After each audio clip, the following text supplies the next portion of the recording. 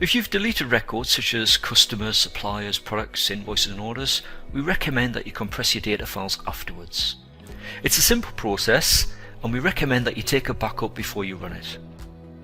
The time it takes depends on the size of your data files, the specification of your computer, and also whether you run over a network. If you do run over a network, if possible, it's recommended that you complete the process from the server, as it'll be quicker than running from the client PC. To save time, I'm not going to run through the backup routine. I'll go straight into the compress option instead. Now, if you run a multi-user version of Sage Accounts, you'll need to get everyone to log out before you can access this option. So to access the compress option from the Accounts desktop, open the File menu, choose Maintenance, and then from the File Maintenance window, top right hand corner, click Compress Data.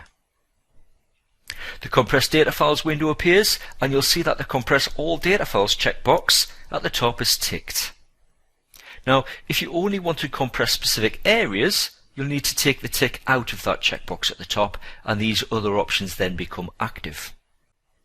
Once you've made your selection, so what we'll do is I'm just going to select this checkbox at the top to compress all areas, and then at the bottom you click Compress.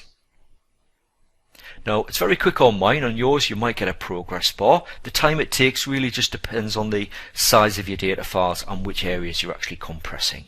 But once it's complete, you'll get a message saying data compression complete. You click OK, you can then close out, back to the desktop, and that's the process complete.